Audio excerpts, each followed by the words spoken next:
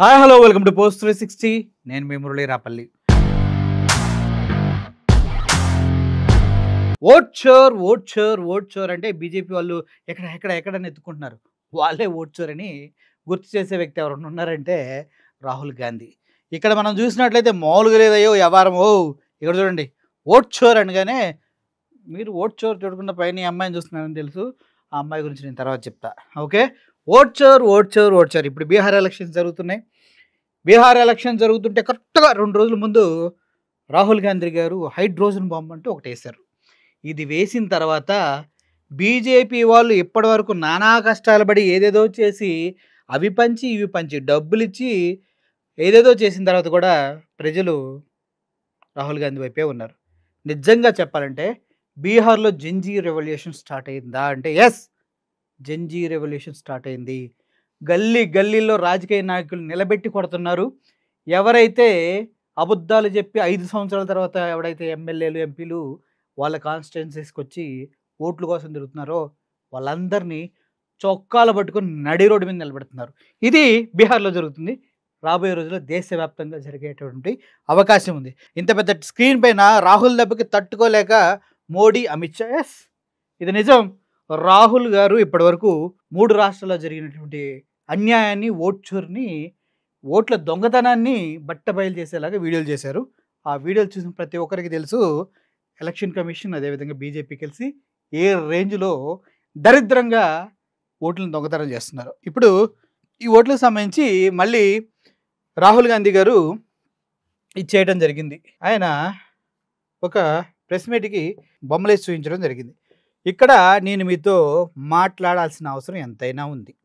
Okay, ఇది YouTube నుంచి మీకు ప్రజెంట్ చేస్తుంది. దట్ కూడా రాహుల్ గాంధీ గారిదే. హెచ్ ఫైల్స్ అంటే మన మోడీ గారు చెప్పినట్టు కాశ్మీర్ ఫైల్స్ లేదంటే కేరళ ఫైల్స్, మత విద్వేషాలను రెచ్చగొట్టే విధంగా జరిగేటటువంటి డ్రామా సినిమాలు కాదనమాట. హెచ్ ఫైల్స్ అంటే హర్యానా ఫైల్స్. హర్యానాలో ఉన్నటువంటి ఫైల్స్ ఎవరి ఫైల్స్? ఎవరైతే ఓటర్స్ ఉన్నారో వాళ్ళకి సంబంధించిన ఫైల్స్ అన్నీ స్క్రూట్నీ చేసి చేసి చేసి చేసి ఇంత పెద్ద ట్రాలీలో తీసుకొచ్చారు. వాళ్ళ ఓటర్ లిస్టులు మొత్తం చేసి చేసి చేసి ఆ ఫైల్స్కి సంబంధించినవి కాబట్టి హెచ్ ఫైల్స్ అన్నారు. ఈ హెచ్కి ఇంకొక ఇంపార్టెన్స్ కూడా ఉంది, హర్ అని కూడా వస్తుంది. ఇందాక మీరు చూసారు ఒక బ్యూటిఫుల్ గర్ల్, బ్యూటిఫుల్ మోడల్, ఆ అమ్మాయికి సంబంధించిన ఫైల్స్. ఓట్ షోర్ ఎవడ చేస్తున్నాడు ఓట్ షోర్ అంటే ఎలక్షన్ కమిషన్ బీజేపీ మూకుమ్మడిగా చేస్తున్నటువంటి ఓట్ షోర్ గురించి రాహుల్ గాంధీ గారు మాట్లాడుతున్నారు అనమాట. చూడండి. आनंद के बाद हमें लगा कि ये जो वोट चोरी का मामला है ये सेंट्रलाइज्ड मामला है और ये सिर्फ एक कंस्टिट्यूएंसी में ఓట్ చోరీ ఏదైతే జరిగిందో అది ఒక్క ప్రదేశంలో జరిగింది కాదు, ఒక కాన్స్టిట్యున్సీలో ఒక కాన్స్టిట్యూన్సీలో జరిగింది కాదు, ఇది దేశం మొత్తం జరిగిందంటూ రాహుల్ గాంధీ చెప్తూ ఉన్నారు. नहीं हो रहा है, एक डिस्ट्रिक्ट में नहीं हो रहा है, मगर ये नेशनल लेवल और स्टेट लेवल पे हो रहा है. यस, तो हमने इन्वेस्टिगेशन शुरू किया पता लगाने कि क्या हो रहा है. हरियाणा पे हमने फोकस किया क्योंकि एग्जिट पोल्स दिखा रहे थे. అయితే ఇవి ఎగ్జిట్ పోల్స్లో కాంగ్రెస్ పార్టీకి ఎంత మెజారిటీ వస్తుందని చెప్పారంటే 73%, మన బీజేపీకి 17%.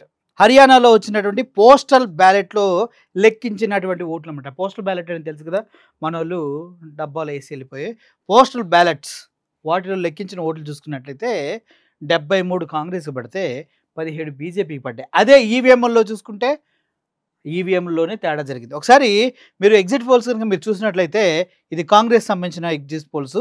అందుట్లో పూర్తిగా ఎవరికి ఫేవర్గా ఉంది? 5 एग्जिट पोल्स हैं. एग्जिट पोल सबसे एक्यूरेट होता है. ओपिनियन पोल से एक्यूरेट एग्जिट पोल होता है. ओपिनियन पोल्स भी कह रहे थे कांग्रेस स्वीप करेगी, एग्जिट पोल्स भी कह रहे थे हम. ఇది ఎగ్జిట్ పోల్స్. అదేవిధంగా ఈ పోల్స్ అన్నీ చూసుకున్నట్లయితే కాంగ్రెస్కి వచ్చిన మెజారిటీ మీరు చూసుకున్నట్లయితే 60+, అన్నీ 60, 58 దగ్గరలో ఉన్నాయి. కానీ అదే ఎగ్జిట్ పోల్స్ కనుక బీజేపీకి చూసుకున్నట్లయితే 29 మెంబర్సే దానికి పాజిటివ్గా ఉన్నారు. అయినా కూడా బీజేపీ ఎలా అధికారంలోకి వచ్చింది? ఇది హర్యానాలో ఉన్నటువంటి కాంగ్రెస్ నాయకులకు వచ్చినటువంటి doubt. Exit polls, opinion polls ప్రజల నాడి అన్నీ కూడా కాంగ్రెస్ వైపే ఉంటే మరి బీజేపీ ఎలా గెలిచింది అనేది ఇప్పుడు మాట్లాడుతున్నటువంటి విషయం అన్నమాట. हमारा डेटा कह रहा था, हमारी पार्टी कह रही थी, बीजेपी के लोग भी हमें बता रहे थे कि देखिए आप इस बार हरियाणा में सरकार बना रहे हो। दूसरी बात, पहली बार हुआ कि पोस्टल बैलेट्स और स्टेट का जो नतीजा था वो अलग थे। कांग्रेस पोस्टल बैलेट्स को स्वीप करती है, ओपिनियन पोल्स में आगे, एग्जिट पोल्स में आगे, और फिर नतीजा बिल्कुल दूसरा आता है। हम गहराई में गए और मैं आपको बताना चाहता हूं कि हमें सवाल का यह जवाब मिला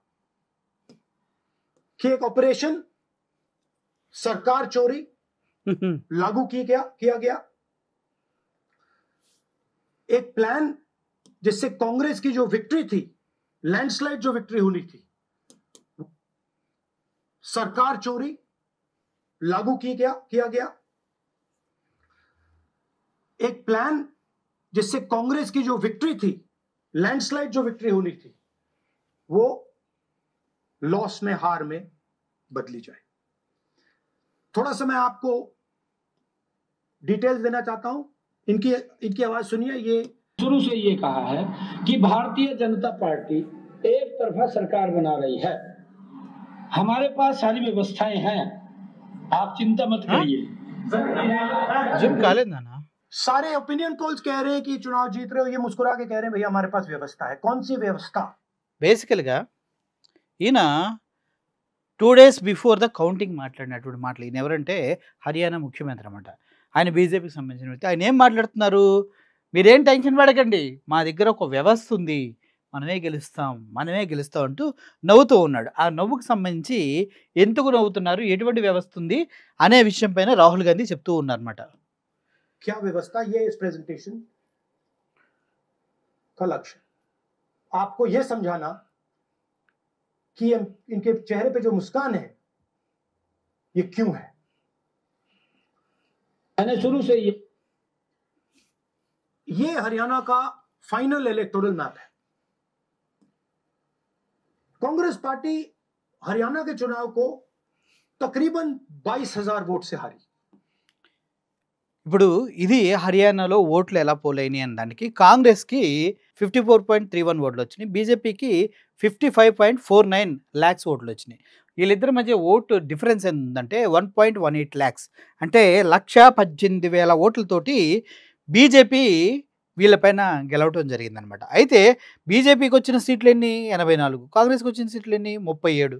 అయితే ఇక్కడ మొత్తం టోటల్ ఓట్లలో వీళ్ళు గెలిచి ఎన్ని ఓట్లతో అంటే 22,779 ఓట్లతో వీళ్ళు గెలవడం జరిగింది బీజేపీ వాళ్ళు. దీనికి సంబంధించిన లాజిక్ ఆయన చెప్తారు, వినండి ఒకసారి.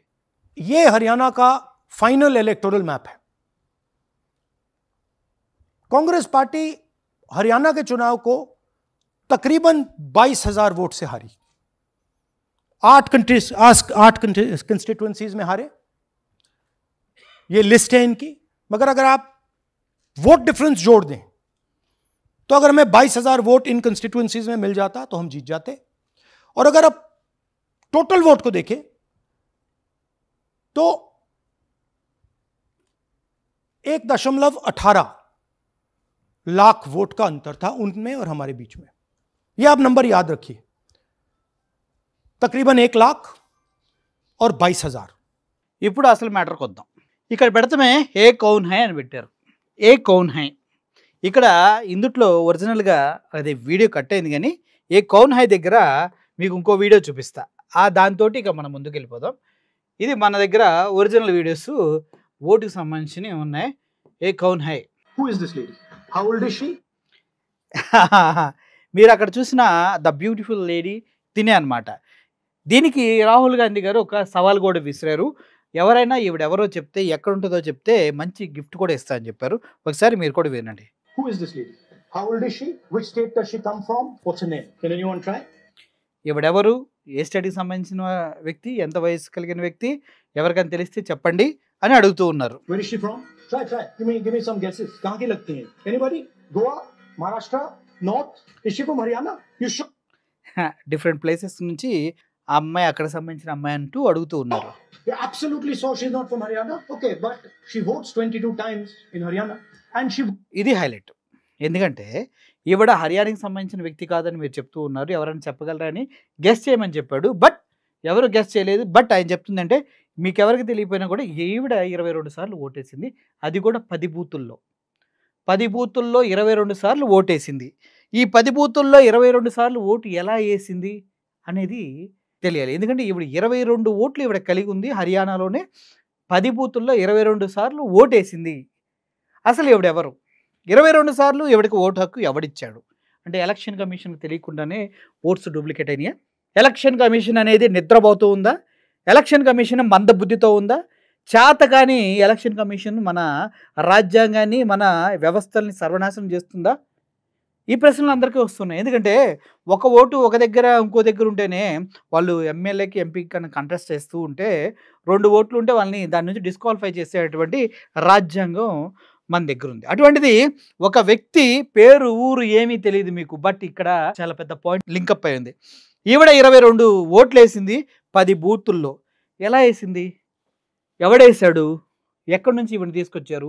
ఒకే ఫోటోతో 22 ఓట్లు ఎలా ఇచ్చారు అని ఆలోచిస్తేనే మైండ్ దొబ్బిద్ది ఒక్కొక్కరికి. Votes in 10 different booths in Haryana, and she's got multiple names: Seema, Sweetie, Saraswati, Rashmi, Vimla. Now what's interesting about this and why I'm opening with this slide, go back please. Why I'm opening with this slide is because this happens in 10 booths. Different names తోటి 22 ఓట్లు ఉన్నాయి. ఎందుకు దీన్ని open చేశాను అనేది మీకు చెప్పాలని నేను అనుకుంటున్నానంటూ. That means that this is a centralized operation. Yes. That somebody fed this lady into the electoral list. ఎవడో కావాలని హయ్యర్ అఫీషియల్లే ఎవరికి తెలియని ఒక వ్యక్తిని తీసుకొచ్చేసి ఎలక్టోరల్ రిజిస్ట్రేషన్ ఫార్మేట్లో ఆ అమ్మాయిని ఎంటర్ చేశారు. ఎవడు చేశాడు? ఐరా అథారిటీస్ తోటి జరిగిందంటూ చెప్తూ ఉన్నారు. At a centralized level, not at the booth. So last guesses, I'm going to give a prize if anybody can guess this. ఇప్పటికీ చెప్తున్నారు, ఎవడన్నా గెస్ చేయండి ఇతను ఎవరు, ఆర్టిస్టా లేకపోతే కామన్ పర్సనా, ఏ స్టేట్కి చెందిన అమ్మాయి, గెస్ చేయండి, పెద్ద ప్రైజ్ ఇస్తా అని చెప్తున్నారు. కానీ ఎవడి వల్ల కాదు, ఎందుకంటే అది 20 సంవత్సరాల క్రితం ఫోటో కాబట్టి. She's from Brazil. She's a Brazilian model. She's a Brazilian and her name is Matheus Pereira. ఆవిడని తీసుకొచ్చి మన ఇండియాలో, అది కూడా హర్యానాలో 22 బూతుల్లో ఓటు వేయించారంటే మామూలు విషయం కాదు కదా. మన ఎలక్షన్ కమిషన్ వారిది మామూలు టాలెంట్ కదా, బీజేపీ వాళ్ళది మామూలు టాలెంట్ అంటే ఇలా ఉంటుందా? 22 ఓటర్లు లిస్టులో ఉంది, 10 బూతుల్లో ఓటేసింది ఈవిడ. బ్రెజిల్ నుంచి చెందిన అమ్మాయి ఈవిడ model. That's a stock photograph. And she's one of 25 lakh such records. ఈవిడ ఇప్పటి వరకు 25 లక్షల ఓట్లలో దొంగ ఓట్లు వేయించిన వారిలో ఆవిడ వన్ ఆఫ్ ద పర్సన్. 25 లక్షల ఓట్లలో ఈవిడ తినే మీరు ఇప్పటి వరకు చూసినటువంటి బ్రెజిలియన్ మోడల్. ఆవిడ కూడా షాక్ అయిపోతుంది. ఏం చెప్తుందంటే తన్ని, నీ ట్రూ ట్రాన్స్లేషన్ చూశాను కాబట్టి నేను చెప్తున్నాను. ఓరే ఎవరా మీరు, ఇండియాలో నా ఫోటో తీసుకెళ్ళి అక్కడ పెట్టారు. 20 సంవత్సరాల క్రితం ఒక మోడల్ తీసిన, ఒక ఫోటోగ్రాఫర్ తీసినప్పటి ఫోటో అది ఇప్పుడు మీ ఓటర్ కార్డులోకి ఎలా వచ్చింది? Election commission great, India election commission great అంటే ఇవి చెప్తుంది. Não, vou botar fofoca. Gente, estão usando uma foto minha, antiga. Minha foto é velha, tá? Ó, tá novinha na foto, devia ter uns 20 anos, 18 anos. Estão usando uma foto minha pra fazer, eu não sei se é uma eleição, alguma coisa de voto, que tem que votar. E voter ఐడిలో ఉందనేది చెప్తుంది ఆవిడ. na Índia, estão me colocando como indiana pra dar golpe nos outros, gente. Olha que loucura. Que doideira é essa? Que mundo nós estamos vivendo? Aí um repórter me chamou, querendo saber sobre esse trem, ligou lá no salão, no meu emprego, querendo conversar comigo pra entrevista. Aí eu não respondi. Falei pra Tatá não passar meu número e tal. O cara achou meu Instagram, me chamou no Instagram. నాకు అర్థం కాని విషయం అంటే ఆ Brazil language నాకైతే అర్థం కావట్లేదు. తన వర్షన్ నేను చదివాను కాబట్టి మీకు చెప్తూ ఉన్నా. ఈవెన్ని ఎలా కన్విన్స్ చేసి మోడీ గారు, అదేవిధంగా ఎలక్షన్ కమిషన్ వారు ఎలా తిన్ని బ్రెజిల్ నుంచి తీసుకొచ్చి ఇండియాలో 22 ఓటర్ ఐడీస్ ఇచ్చి 10 బూతుల్లో ఓట్లు వేయించేసి వాటిని క్యాలిక్యులేట్ చేశారనేది అర్థం కాలేదు. ఈవిడ భాష నాకు సరిగా అసలు అర్థం కావట్లేదు. మరి మీకేమైనా అర్థమవుతుందా? అది తను 20 ఇయర్స్ ఏజ్‌లో ఉన్నప్పుడు ఫోటో అంట. ఇప్పుడు తను 45 ప్లస్ ఉన్నారు. అంటే ఎలా ఈళ్ళు Agora, uma outra pessoa que não tem nada a ver com o assunto, uma amiga minha de toda a cidade, me manda uma foto. Vou colocar aqui pra vocês, aqui embaixo pra vocês verem. Aqui. नमस्ते। So, ఇటువంటి పరిస్థితులు కేవలం ఇక్కడే ఉన్నాయా? మన ఇండియాలోనే ఉన్నాయా? అంటే కేవలం బీజేపీ ఎలక్షన్ కమిషన్ కలిసి ఆడుతున్నటువంటి ఒక దరిద్రం. ఆ దరిద్రంలోనే ఉన్నాయి. ఇంకా రాహుల్ గాంధీ మాట్లాడుతూ గతంలో మన ఎలక్షన్ కమిషన్ జ్ఞానేష్ కుమార్ మాట్లాడుతూ ఆయన మాట్లాడిందేంటి? జీరో అంటే వాళ్ళకి ఇల్లు లేని వాళ్ళు. జీరో హౌస్ అంటే వాళ్ళకి ఇల్లుండవు. ఎందుకంటే కొన్నిసార్లు కాలువ పక్కన పడుకుంటారు. కొన్నిసార్లు షెడ్యూల్‌లో పడుకుంటారు. కొన్నిసార్లు ఎక్కడెక్కడ ఉంటారు. వాళ్ళకి ఇల్లు ఎక్కడి నుంచి తీసుకొస్తావు? కానీ ఓటర్ కార్డ్ ఇస్తామంటున్నారని చెప్పారు కదా! అలా జీరో ఉన్న ఇళ్ళని ఎవరైతే జీరో హౌస్ నెంబర్ ఉందో అటువంటి హౌసెస్‌ని నంబర్ ఆఫ్ హౌసెస్‌ని రాహుల్ గాంధీ గారు ట్రేస్ చేసి ఆ పర్సన్స్‌కున్న ప్రాపర్టీస్‌ని లిస్ట్ ఔట్ చేస్తే కొన్ని వందల కోట్ల రూపాయల ప్రాపర్టీ ఉన్న వాళ్ళు కూడా ఇంటి పేరు జీరోనే వచ్చింది. ఆ వీడియో కూడా మీరు చూడొచ్చు. కింద లింక్ రాహుల్ గాంధీ ఫుల్ వీడియోని నేను మీకు ఇస్తాను. ये देखिए ज्ञानेश जी का ज्ञान सुनिए जरा। ये कह रहे हैं कि हाउस नंबर 0 का मतलब होमलेस, जिसके पास घर नहीं है। इलेक्शन कमिश्नर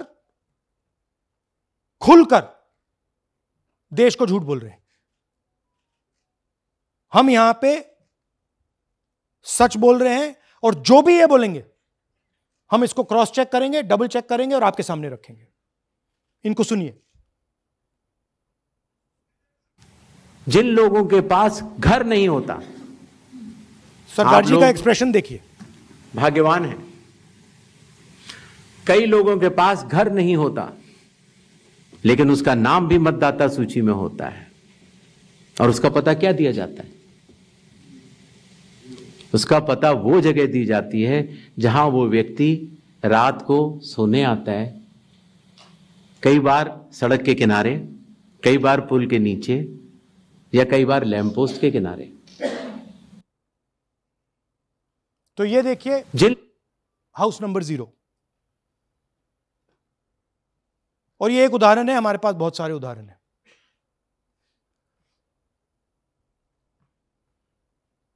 थोड़ा जूम इन कीजिए। नरेंद्र जी हैं ये इनका घर है। अब प्रॉब्लम क्या है, जब हाउस नंबर 0 होता है और अगर हम वोटर को चेक करना चाहते हैं तो तकरीबन इम्पॉसिबल है। हमने इनके गांव में किसी को भेजा, लोगों को भेजा, फोटो से वेरीफाई करना पड़ता है, ढूंढ कर ये है। उसके बाद फिजिकली हमने पता लगाया कि ये उसका घर है। ऐसे बहुत सारे उदाहरण हैं। मेरा घर छीन लिया, अब नरेंद्र का भी छीन रहे हैं, राइट? तो but this is a method, system है। वोटर आइडेंटिफाई ना हो, लोगों को पता ना लगे कि कौन वोट कर रहा है, कहां जा रहा है, कहां रहता है, अगर है या नहीं है। यह देखिए 19 lakh bulk voters.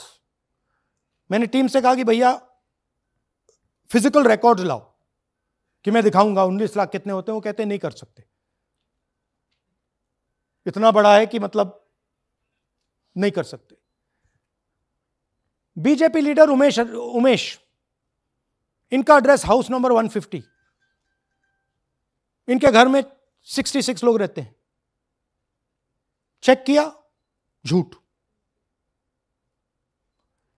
House number 265 hotel में 501 लोग इसमें रहते हैं। चेक किया, झूठ। 500 लोग कैसे रह सकते हैं घर में? कौन सा घर है जहां 500 लोग रहते हैं? House number 1904 108 vote. वो देख लीजिए, छोटा सा घर है, इसमें 108 वोट नहीं रहते।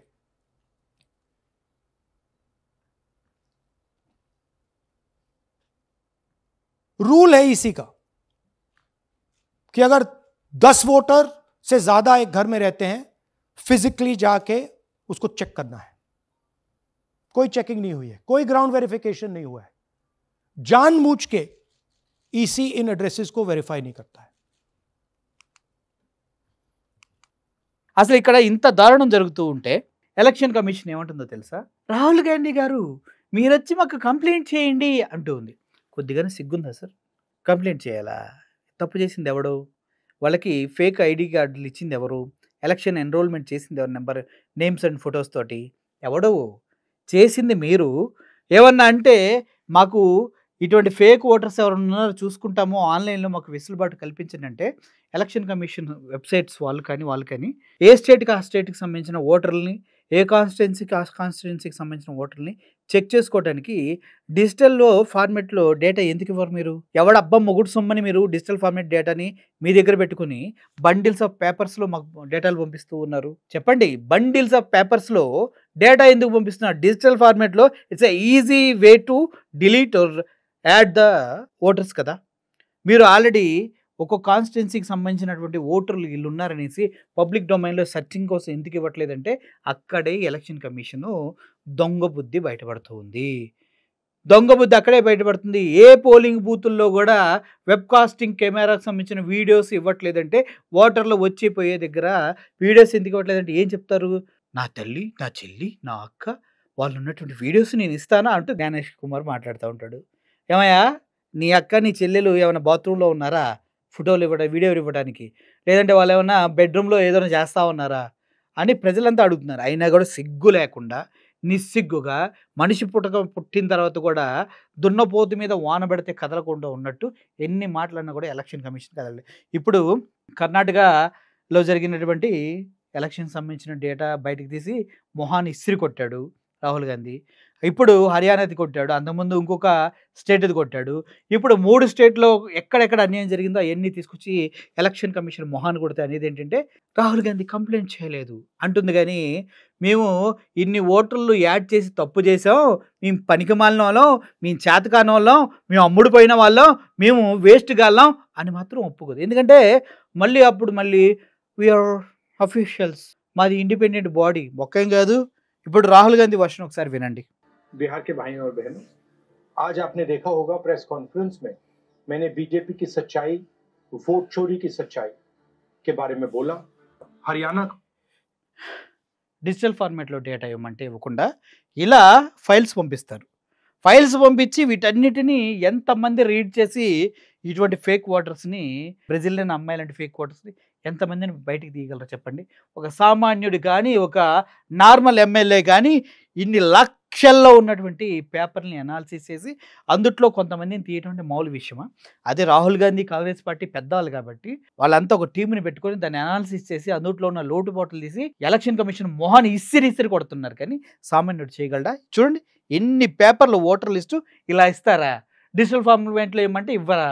చేతకాని ప్రభుత్వాన్ని అందుకే కదా అనేది. उन्होंने चुनाव चोरी किया, महाराष्ट्र का चोरी किया, पहले मध्य प्रदेश और छत्तीसगढ़ का चोरी किया और अब बिहार का चुनाव चोरी करने की पूरी कोशिश में। मैंने प्रेस कॉन्फ्रेंस में आपको बिहार की एक कहानी सुनाई, एक परिवार की कहानी, एक गांव की कहानी, मगर यही बिहार में लाखों लोगों के साथ हुआ है। वोट कटा है, लोगों का वोट छीना गया है। वोट चोरी संविधान पर आक्रमण है, अंबेडकर जी के संविधान, गांधी जी के संविधान पर आक्रमण है और हम सबको ఓట్ చోరీ అనేది అంబేద్కర్ రాజ్యాంగానికి, గాంధీజీ సిద్ధాంతాలకి వ్యతిరేకం అని చెప్తూ ఉన్నారు. అవన్నీ మనకు పట్టవు. మనకి డబ్బులు ఇస్తే మనం వెళ్ళి ఓట్లేసి వస్తాం అంతే. वोट चोरी रोकनी है। बिहार के लोगों की, जेन ज़ी युवाओं की जिम्मेदारी है कि आप सब भारी संख्या में बाहर आकर वोट करें। हाँ, गठबंधन और मेरी गारंटी है कि हम सब गरीबों की, किसानों की, मजदूरों की, हर जात की, अति पिछड़ों की, महादलितों की, दलितों की, अल्पसंख्यकों की, गरीब जनरल कास्ट की सरकार बनाएंगे। इस सरकार में हर बिहारी की आवाज होगी। बहुत बहुत धन्यवाद, नमस्कार, जय हिंद। సరే, ఈ మోడల్ దగ్గరే ఉంచేస్తే కొంచెం చూస్తూ ఉండండి. ముఖ్యంగా ఎలక్షన్ కమిషన్ చేస్తున్న అక్రమాలని రాహుల్ గాంధీ ఒక రేంజ్లో ఎండగడుతూ ఉన్నాడు. దీనికి జంజీలు అంటే యూత్ ఎవరైతే ఉన్నారో వారు తోడుగా ఉండాలని కూడా ఆయన చెప్తూ ఉన్నారు. అన్నిటికి మించి కర్ణాటక మహాదేవపురంలో చేసినట్టుగా, హర్యానాలో జరిగినట్టుగా, మధ్యప్రదేశ్, ఛత్తీస్గఢ్, మహారాష్ట్ర, చివరికి ఆంధ్రప్రదేశ్లో కూడా ఇలాగే ఓట్ చోరీ జరిగింది. 12.5% అంటే దగ్గర ఆంధ్రప్రదేశ్లో 50 లక్షల ఓట్లు గల్లంతయ్యి ఎలక్షన్ రిజల్ట్స్ని తారుమారు చేశాయి. మీరు చూసుకున్నట్లయితే 40% ఓటు బ్యాంక్ ఉన్నటువంటి జగన్మోహన్ రెడ్డి గారిని ఓడించడం అసాధ్యమని 3 పార్టీలు కలిసినా కూడా ఏమీ చేయలేక ఆ ఓట్ బ్యాంక్ని టచ్ చేయలేకపోగా కేవలం స్వల్ప ఆధిక్యతతో అందరు గెలిచారు. ఆ ఆధిక్యతతో గెలవడానికి 12.5% ఓట్లు అనేవి అధికంగా పోలయ్యాయి. ఎక్కడి నుంచి వచ్చారా ఓట్లు అని అడుగుతూ ఉన్నారు. మళ్ళీ మన వివిప్యాట్ని కౌంట్ చేస్తా అంటే ఒప్పుకోరు. వాటిని తగలబెట్టేస్తారు 15 రోజుల్లోనే. చట్ట ప్రకారం 45 రోజులు ఉంచవలసినటువంటి డేటా మొత్తాన్ని ఇన్స్టెంట్గా డిస్ట్రాయ్ చేస్తారు. ఇది కదా ఎలక్షన్ కమిషన్ చేతగానితనం. ఇటు ఈ హర్యానా, మధ్యప్రదేశ్, కర్ణాటక, ఆంధ్రప్రదేశ్లో జరుగుతున్నటువంటి ఓటు చోరీ ఇది ఒక్క ఆ ప్రదేశాల్లోనే జరిగిందని కనుక మీరు నమ్మినట్లయితే శుద్ధ తప్పు. ఇది ప్రతి ప్రదేశంలో ఎక్కడెక్కడ బీజేపీ గెలవాలనుకుంటుందో అక్కడక్కడ వాళ్ళ దగ్గర ఒక సిస్టమ్ ఉంది. దాని ప్రకారం వాళ్ళే గెలుస్తారు. ముఖ్యంగా హర్యానా ముఖ్యమంత్రి మాట్లాడుతూ వీ హ్యావ్ ఏ సిస్టమ్, దానికి సంబంధించింది మొత్తం ఎలా ఉందని నవ్వుతూ ఉన్నాడు. అలా నవ్వుతూ ఎవరిని ఎర్రిపప్పలు చేస్తున్నాడంటే ఓట్లేసిన మీ అందరినీ. ఓట్లేసి మీరు ఒక పార్టీని ఎన్నుకుంటే అరే మీ ఓటుకి వాల్యూ లేదురా, మీరు వచ్చి ఒక రోజంతా నిలబడి లైన్లో ఓటేసినా కూడా మీరు పిచ్చనా కొడుకులరా, వేస్ట్ నాయలు గలరా, మేము ఎవరిని గెలిపించాలనుకుంటే వాడే గెలుస్తాడరా, నీ ఓటుకి వాల్యూ లేదురా. ప్రజాస్వామ్యంలో ఈ దారుణాన్ని మనం కల్లారా చూస్తూ ఉన్నాం. అటువంటి తరుణంలో బ్రెజిలియన్ ఓటర్స్ ఏంటి, ఇండోనేషియా, నేపాల్, న్యూయార్క్ ఎక్కడి నుంచైనా ఓటర్లు వస్తారు. ఏమంది ఇన్స్టాగ్రామ్లో వాళ్ళు ఫిక్స్ దొరుకుతాయి, అవి తీసుకురావడం పెట్టి పడేయటం. ఇలా దగ్గర 25 లక్షల ఓట్లు అనేవి ఫేక్ చేసి డూప్లికేట్ చేశారు. కాబట్టే హర్యానాలో కాంగ్రెస్ పార్టీ ఓడిపోయిందంటూ నిన్న హైడ్రోజన్ బాంబు వేశాడు రాహుల్ గాంధీ. దాన్ని చూసిన తర్వాత ఇప్పుడు జరుగుతున్నటువంటి ఎలక్షన్స్ పైన దాని ప్రభావం తీవ్రస్థాయిలో పడబోతుంది. రాబోయే రోజుల్లో కూడా ఓట్ చోరీ అనే క్యాంపెయిన్ రాహుల్ గాంధీ రాష్ట్రాల వారీగా తీసుకెళ్తూ ఉన్నారు. మరి ఆంధ్రప్రదేశ్ సంబంధించినటువంటి ఓట్ చోరీ ఎప్పుడు చేస్తారో, దానికి సంబంధించిన డీటెయిల్స్ ఎప్పుడు మాట్లాడతారో మనం వెయిట్ చేసి చూడాల్సిన అవసరం ఉంది. ఈ ఓట్ చోరీకి సంబంధించి ఎస్ఐఆరే మొత్తం. ఎస్ఐఆర్ ఇంతకుముందు ఇప్పుడు ఉంది. ఎప్పుడైతే ఎలక్షన్ కమిషన్ సంబంధించిన బాడీని తయారు చేసినప్పుడు అందుట్లో ఒక జడ్జి గారు ఉండాలన్న మినిమం ప్రిన్సిపల్ని తీసి పక్కన పెట్టి ఎప్పుడైతే మోడీ ఒక అధికార పార్టీ, ఒక బీజేపీ వ్యక్తి, ఒక ప్రతిపక్ష పార్టీ అని చెప్పి జడ్జిని పక్కగా తగిలించారు, సుప్రీంకోర్టు జడ్జిని ఆ ముగ్గురులో లేకుండా చేశారు. అప్పుడే బీజేపీ ఇండిపెండెంట్గా నిర్ణయాలు తీసుకోవటం మొదలుపెట్టింది. ఎస్ఐఆర్ ఏంటి, ఏది పెట్టుకున్నా కూడా బీజేపీ ఓట్లు కలుపుతుంది, లేదంటే తీసేస్తుంది. ఎక్కడి నుంచైనా తీసుకొచ్చి ఓట్లని యాడ్ చేసుకుంటూ ఉంటుంది. లేదంటే ఇలా బ్రెజిలియన్ తీసుకొచ్చి ఫేక్ ఓట్లేసి వాళ్ళే గుద్దేసుకుని వెళ్ళిపోతూ ఉంటారు. అర్థమైంది కదా మీకు సిచ్యువేషన్. ప్రతి ఒక్కడు మీ ఓటుని మీరు వేసినా కూడా అది మీరు అనుకున్న వాళ్ళకి పడదు. ఈ విధంగా మన ప్రజాస్వామ్య వ్యవస్థని కాలరాస్తూ ఈ ఎలక్షన్ కమిషన్, ఈ మన బీజేపీ పార్టీలు మనల్ని ఎర్రి పప్పలను చేసి ఆడుకుంటున్నాయి. అర్థమైంది కదా. మీరు ఎర్రి పప్పలు ఏం కాదు, నేను కాదు. ఈసారి కంపల్సరీగా గట్టిగా ఫైట్ చేద్దామని ఫిక్స్ అయ్యాం. మీలో కూడా దమ్ము ధైర్యం ఉండి ఈ ప్రవహించేది వేడి రక్తం అయితే, నీ ఓటుకి ఉన్న పవర్ నీకు తెలిస్తే, నీ ఓటు ద్వారా రాజ్యాలను శాసించగలను అనే నిజం నీకు తెలిస్తే, నిజంగా నువ్వు యూత్ అయితే తిరగబడి పోరాడరా. పోయేదేముంది బొక్క. నేపాల్లో తిరగబడ్డారు, శ్రీలంకలో తిరగబడ్డారు, ఎక్కడ ఎన్ని కంట్రీలో తిరగబడ్డారు. ఏమైంది, యూత్ని ఏమైనా టచ్ చేశాడా?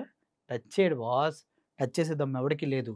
నిజం వైపు నిలబడ్డప్పుడు వచ్చే గుండె ధైర్యం, బలం అబద్ధం వైపు ఉండదు. అబద్ధంగా ఉన్నవాడు మొహాలు ఎలా ఉంటాయంటే, ఇదిగో చూపిస్తా చూడండి. అబద్ధం వైపు ఉన్నవాడు మొహాలు ఇలా ఉంటాయి, నిజం వైపు ఉన్నవాడి దమ్ము ఇలా ఉంటుంది. ఇన్ని సంవత్సరాల్లో మోడీ ఎప్పుడైనా ప్రెస్ మీట్ పెట్టి మాట్లాడితే మీరు చూసారా? ప్రెస్ కాన్ఫరెన్స్ పెడతాం మీరు చూసారా? మీరేమో కొన్ని కోట్లు ఖర్చు పెట్టి రాహుల్ గాంధీని పప్పుని చేశారు. ప్రజలేమో మిమ్మల్ని పప్పులు చేసి ఆడుకుంటున్నారు. దమ్మున్న నాయకుడు అంటే ఇప్పటి వరకు 1000కి పైగా ప్రెస్ మీట్లు పెట్టాడు, మీడియాతో డైరెక్ట్ ఇంటరాక్ట్ అయ్యాడు, ప్రజల్లో నడుస్తున్నాడు. వీళ్ళకి ఆ దమ్ముందా? ఉండదు. నిజం చెప్పాలంటే మీలో కూడా నిజాయితీతో కూడిన దమ్ము కావాలంటే మీ ఓటుని మీరు కాపాడుకోండి. దిల్దారుగా నా ఓటు నేను అనుకున్న వాడికి వేశానని గర్వంగా ఉండండి. అంతేగాని బానిస బతుకులు, అంధభక్తుల బతుకులు, మతాలు కులాలతో కొట్టుకునే దరిద్ర బతుకులు మనకొద్దు. అర్థమైంది కదా. Thank you for watching this video. ఈ వీడియో పైన మీ కామెంట్స్ కింద తెలియజేయండి. Murali signing off. Thank you so much. Air hostess pilot కావాలి అన్నదే మీ కల అయితే ఏరో ఫాల్కన్స్ ఏవియేషన్ అకాడమీ అడ్మిషన్స్ కోసం డిస్ప్లేలో కనిపిస్తున్న నంబర్కి కాంటాక్ట్ చేయండి.